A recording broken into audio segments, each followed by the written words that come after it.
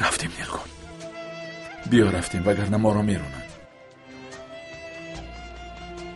باری آخر کی پدر گفته بود در یاد ندارم.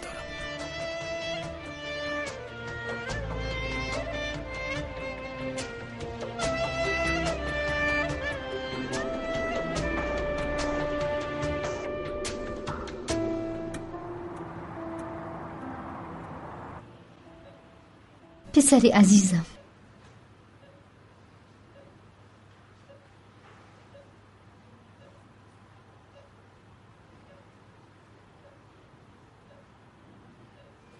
جنابی کمال، احوال مرد چخیل است؟ مرد هم خوب است. حالا ندیدیم. در حجره احیاست. تو چه حال داری پسرم؟ به فکرم این گرده دیگر رو یاد میکند. کمی درد میکند. به این نگاه کن. آفرین، صحت سلامت هستی. یک گرده تو به دنیا کفایه است. من به تو گویم تو از پیشین هم بردم تر میشوی. به مانند سنگ. خدایا اکا اویسته تاغو. به جایش پیوست کن. از جایش بر اومد. ای خدا بیایید برایم او رو تنها بذاریم. بیایید میبرویم. خیر پسرم، خدا نگهباند. مادر،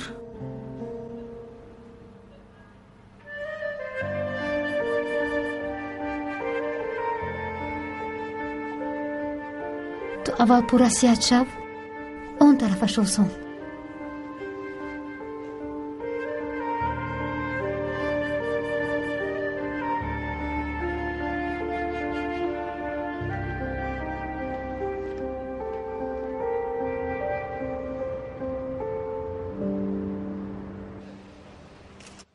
میتوانم گویم که برابری حالت وزنی سلامتیش جراحی پیوست نمودن گرده خوب گذشت. کمی پیشتر او را از حجره احیا به حجره عادی گذراندیم. در مدت کوتاه شاهد میشویم که وجودش گرده را قبول میکند یا نه. حالا باشد همش مثبت است. بله رفیقان، برای امروز همین قدر کفایه است. سلامت باشید. آنه که گردش را میدهد کی است؟ در این باره میتوانید معلومات دهید؟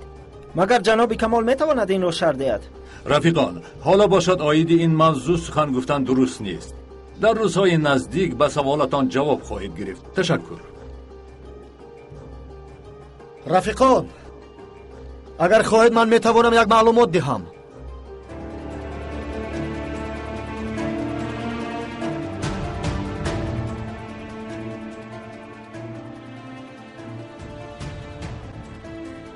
زود تلویزیون را درگیرون.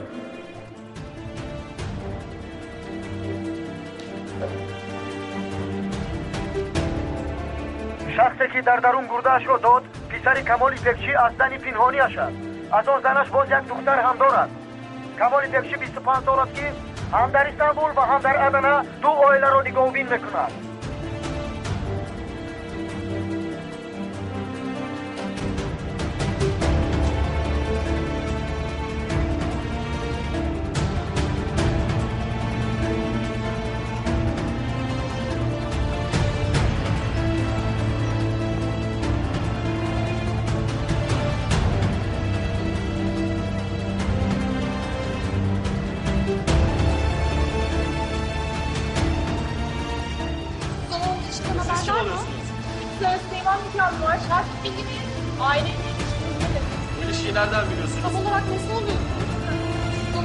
حیوان لعنتی.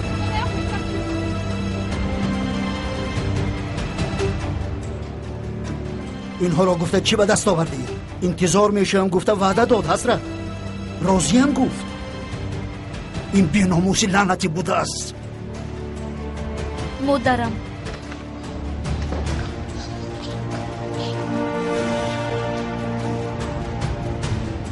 کمی زودتر میراندید التماس. خوب شده است.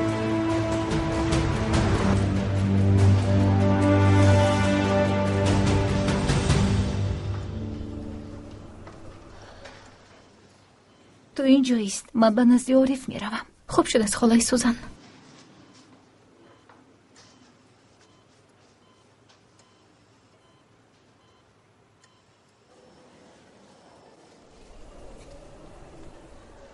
سوزن، خبرهای بد. این رو حتی من هم انتظار نبودم. چی شد؟ چی خبر؟ با این نگاه کن.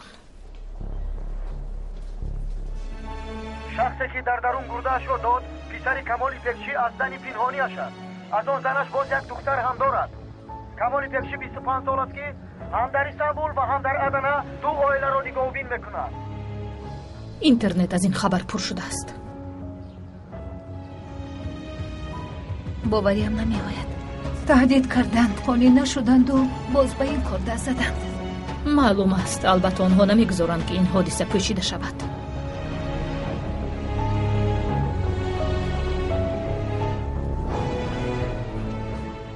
پسرم دهانت رو کشو. با مزه؟ بد نه. مادر چی شد؟ با مرد یکون چیز شد؟ حسرت چی شد گبزن؟ دخترم گبزن چی شد؟ کریم اون لعنتی باز چیکار کرد؟ اون لعنتی باز چیکار کرد گبزن؟ حسرت باز چیکار کرد؟ پسرم آروم شو وگرنه جای دخترشون میدرد. چیکار کرد گبزن؟ تو هم زود جواب ده. کریم از تلویزیون برآمد کرد، همه چیز رو نقل کرد.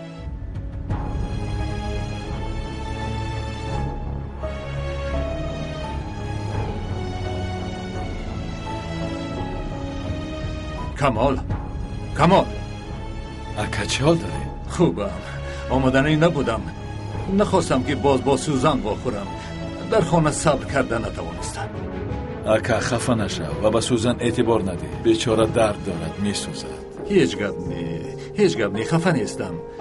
همه آرام شود و پسرم میرد به پا خیزد بس است، دیگرش مهم نیست. انشالله اکا جان. به تمامی کشور آوازه شدیم. عائله امون رو شرمنده کردی، رسوا کردی کمال. سوزن تو چی میگویی؟ سوزن ایستا. اکنون چی کار میکنی مادر؟ دخترم حالا وقت این صحبت نیست. اول قدر شفا یابد بعد صحبت میکنیم. چی گپی داشته باشید گپ زنید. من خوبم، ولی قسم میخورم که اول از اینجا یک برخیزم. دوستم پروا نکن، این رو من حل میکنم. آن وقت احوالی کریم رو میبینیم. من اول از اینجا برخیزم. اکنون همه پیشی رو همان رو میگیرند، گویا که دیگر درد نداریم، باز به این وقت صرف میکنیم. بینید کسی که شنود زنگ میزند. حسرت او در کجا گپ زده است؟ در بیمارخانه؟ حالا دور نرفته است. من حضور رفته با او نشان میدیم. تو در جاد بشین، سراسی من شو. او در آنجا میستد. آیا نمیداند که ما او را لط میکنیم؟ در جاد بشین صبر کن.